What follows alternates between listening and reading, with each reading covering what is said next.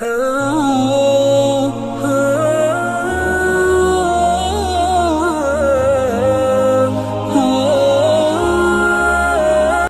اگر قبۃ الصخرہ گرا دیا گیا تو مسجد اقصی گرا دی گئی، پھر جو ہوگا طوفان جو آئے گا اس سے پھر ایک بہت عظیم جنگ کا معاملہ ہوگا۔ اس حدیث میں الملحمۃ العظمیٰ کہا گیا، عظیم ترین جنگ۔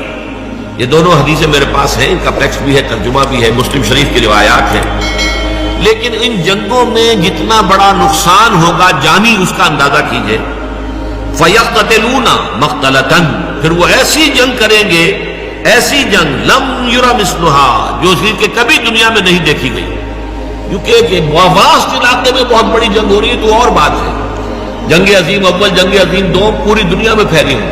یہ ایک مقام پر جو جنگ ہوگی مڈل ایسٹ میں، اور اس کی جگہ جو ہے جو آرمگیڈون کے نام سے جو ہے یہ جو مکاشفات یوحنا ہے اس میں کہا گیا آرمگیڈون، اور حدیث میں آیا الملحمۃ العظمیٰ، عظیم ترین جنگ۔ یہ لبنان، اسرائیل اور شام، جہاں یہ تینوں ملک ملتے ہیں گولان ہائٹس کے قریب، یہاں در حقیقت اس جنگ کو ہونا ہے، عظیم ترین جنگ۔ اور یہاں پر یہ تمام نیٹو ممالک جو ہے، معلوم ایسا ہوتا ہے کہ ترکی کو رونتے ہوئے یہ آئیں گے اور یہاں پر آ کر ڈیرے ڈالیں گے، ترکی کو بھی ختم کریں گے، اس لیے کہ استنبول تو ان کی نگاہوں میں کھٹکتا ہے۔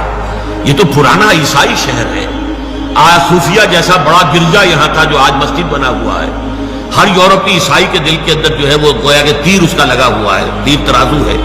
یہی وجہ ہے کہ وہ کسی صورت میں بھی یورپین یونین میں ترکی کو شامل کرنے کو تیار نہیں ہے، چاہے ترکی ہر اعتبار سے اپنے آپ کو یورپی ثابت کرنے کی کوشش کرے، لیکن نہیں، وہاں جو ہے عورتوں کے لیے سرپرستار ماننا بھی ممنوع کر دیں تبھی وہ انہیں اپنے ساتھ شمار کرنے کو تیار نہیں ہے۔ اس لیے نقشہ جو ہے آنے والا اس کو اچھی طرح سمجھ لیجئے کہ اس میں جیسا کہ حدیث میں آتا ہے جزیرہ نماء عرب میں بھی بہت بڑا طوفان آئے گا، اور صرف مدینہ منورہ جو ہے اور شاید اس کے نیچے مکہ مکرمہ، یہ حجاز کا علاقہ بچے گا، باقی پورے پر جو ہے وہ دشمنوں کا قبضہ ہوگا۔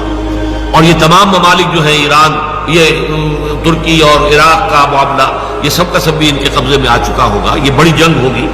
اس میں الفاظ یہ آئے ہیں حتیٰ یخر میتا حتیٰ ان الطائر لیمر بجنباسہم فلا یخلفوہم حتیٰ یخر میتا فیتعاد بنو الاب کانوا مئۃ فلا یجدونہ بقی منہم الا رجل واحد۔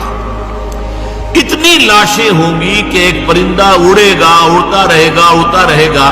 ایک تو ہوتے ہیں گدھ، مردار خور، ان کی بات اور ہے۔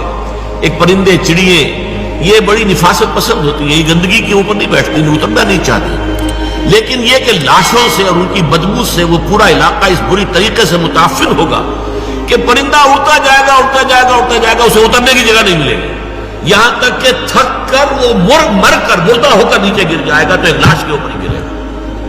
اور اس کے بعد جب گنتی کی جائے گی تو ایک شخص کے 100 بیٹے ہوں گے تو ان میں سے ایک بچے گا، یعنی خاندان مراد ہے۔ ایک دادا کے فرض کیجئے کہ پوتے یا پردادا کے پڑپوتے جو ہیں 100 تھے۔ ناظرین، امید ہے آپ کو آج کی ہماری ویڈیو پسند آئی ہوگی، لہٰذا ویڈیو کو لائک کیجئے، دوسروں تک شیئر کیجئے اور کومنٹ سیکشن کے اندر اپنی رائے کا اظہار ضرور کیجئے۔